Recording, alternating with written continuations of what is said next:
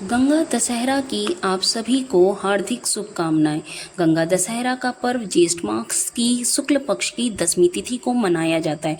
ज्येष्ठ शुक्ल दशमी को सोमवार तथा हस्त्र नक्षत्र होने पर यह तिथि घोर पापों को नष्ट करने वाली मानी गई है। इसी दिन गंगा अवतरण हुआ था, इसलिए यह तिथि अधिक महत्वपूर्ण है। इस तिथि में स्नान, दान, तर्पण से 10 पापों का नाश होता है, इसलिए इसे दशहरा कहते हैं।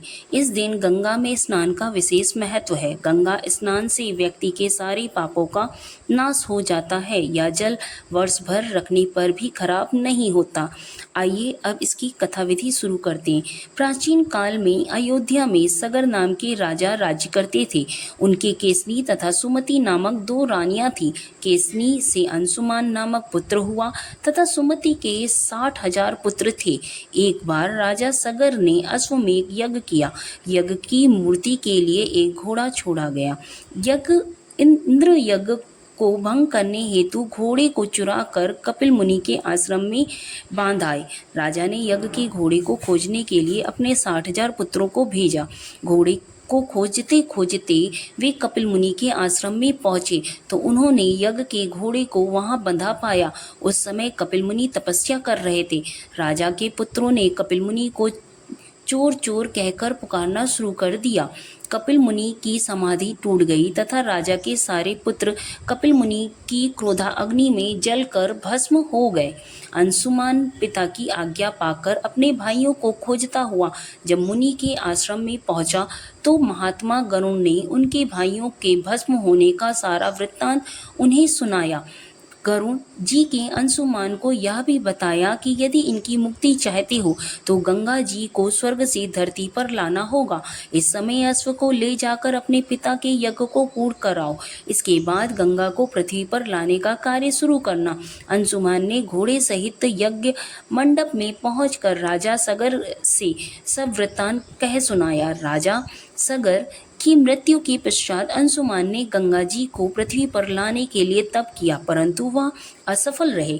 इसके बाद उनके पुत्र दिलीप ने भी तपस्या की, परंतु वह भी असफल रहे।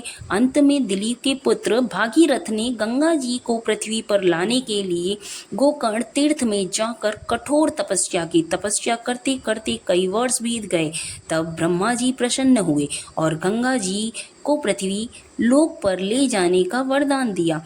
अब समस्या यह थी कि ब्रह्मा जी के कमंडल से छूटने के बाद गंगा जी के वेग को पृथ्वी पर कौन संभालेगा। ब्रह्मा जी ने बताया कि भूलोक में भगवान शंकर के अतिरिक्त किसी में यह शक्ति नहीं है जो गंगा के वेग को संभाल सके। इसलिए उचित यह होगा कि गंगा का वेग संभालने के लिए भगवान शिव से अनुग्रह किया जाए। महाराज भागीरथ एक अंगूठे पर खड़े होकर भगवान शिव की आराधना करने लगे। उनकी कठोर तपस्या से प्रसन्न होकर शिवजी गंगा को अपनी जटाओं में संभालने के लिए तैयार हो गए। गंगा जी जब देवलोक से पृथ्वी की ओर बढ़ी तो शिवजी ने गंगा जी की धारा को अपनी जटाओं में समेट लिया।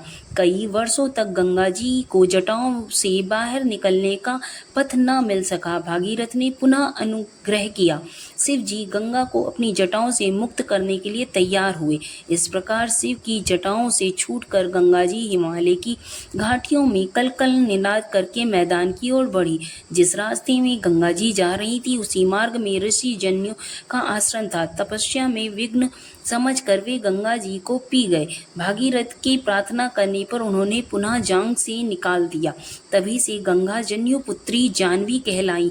इस प्रकार अनेक स्थलों को पार करते हुए जानवी ने कपिल मुनि के आश्रम में पहुंचकर सगर के 60,000 पुत्रों के भस्म अवशेषों को तार कर मुक्त किया।